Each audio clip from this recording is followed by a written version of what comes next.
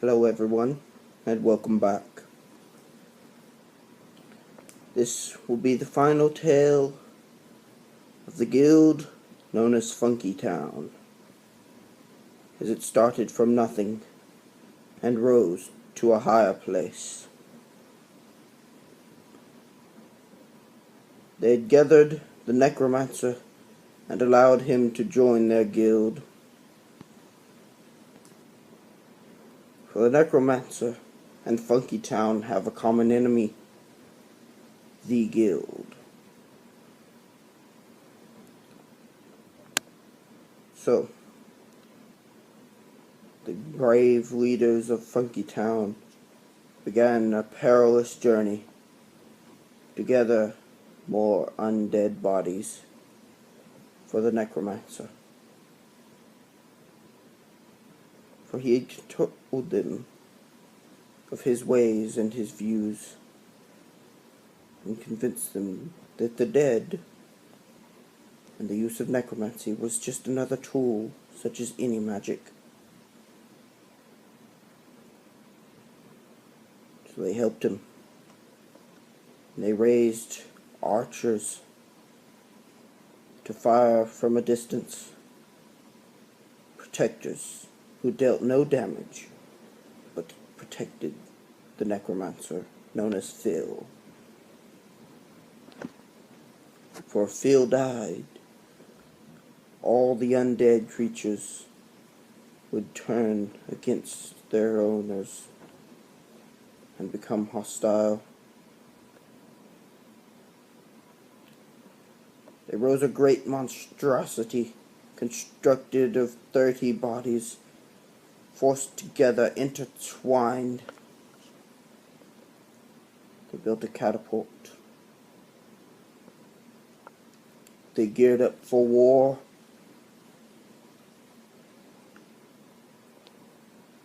While on their way back from one destination of corpse retrieval, they located a strange man standing on the road where they had previously slaughtered a bear. This man was investigating that same dead bear.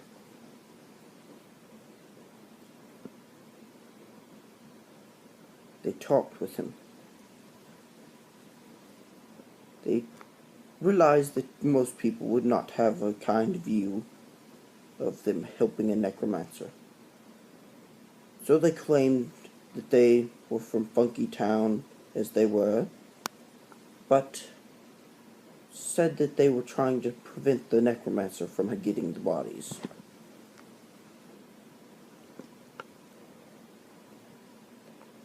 Well, after speaking to this man and finding out that he is from the guild, he turned hostile and combat ensued. The barbarian stepped back and just watched as the rogue had made a few comments that led to this violent turn of events.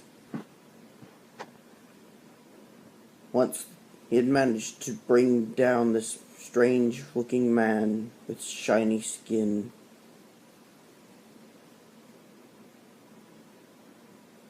they found out that it was not a man at all, but a machine.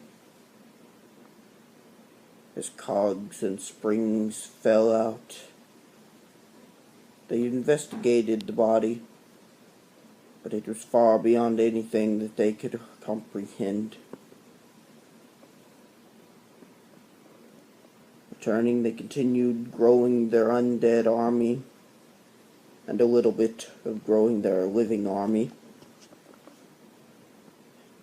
Finally, they were ready for war. They left half of their guild protecting the guild hall, and the other half went with the undead to war.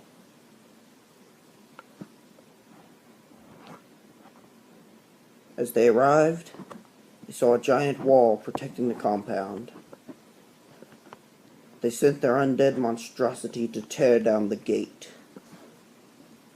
It charged inside and began attacking.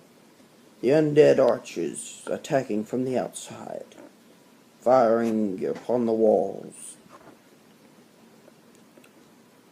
Their guild members split up, hunting down any guild members they could find.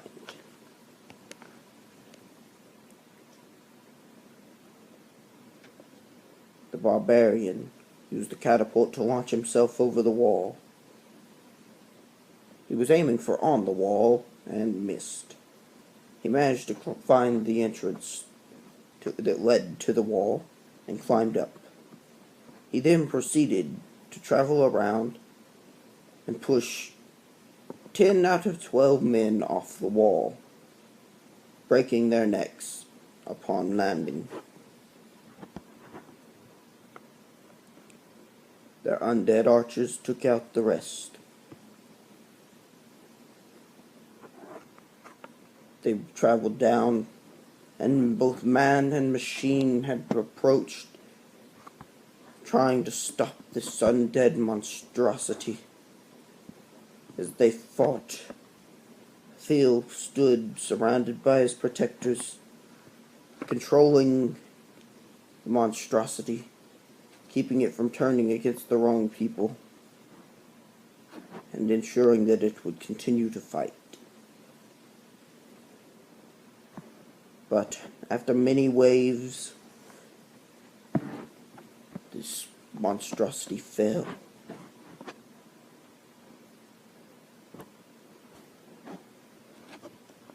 The guild members gathered their two of their closest members and took them into the guild main hall, where they found the leader of the guild, along with 4 of his superiors.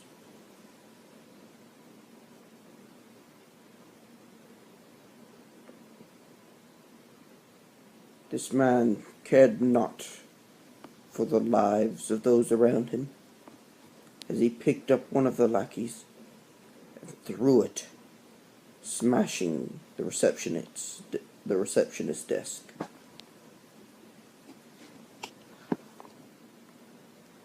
Not in any attempt to harm anyone, but simply a demonstration of his power.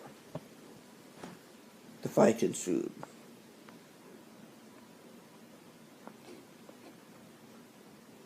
They brought in a dragonborn, who perished.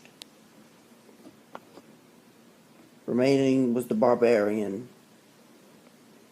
the rogue, and a little halfling named Purder,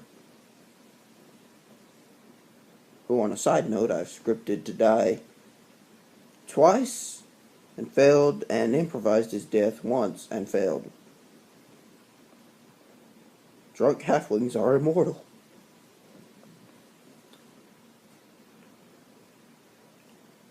For an arrow pierced his back, and he fell. The barbarian attempted to revive him, while the rogue continued fighting. He successfully revived the halfling and sent him outside where he would be safe. They brought down all of the lackeys and made it to the leader of the guild.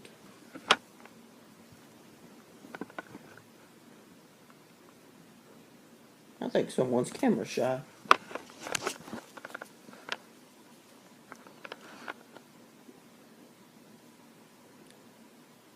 As they brought down the mighty leader of the guild, they found that he was not man nor machine, but intertwined with cybernetic enhancements to make him a more efficient leader and killer.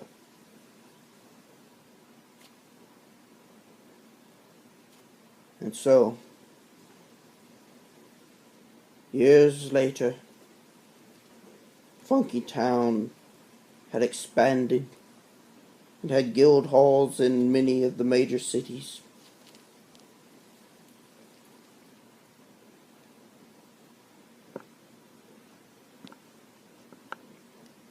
They are known as a symbol of good, while their methods are a bit unorthodox.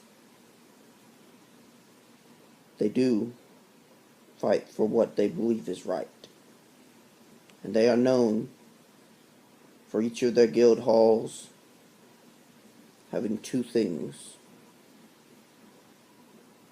an amazing dance floor and lots of watermelon. This has been the tale of the Guild of Funky Town.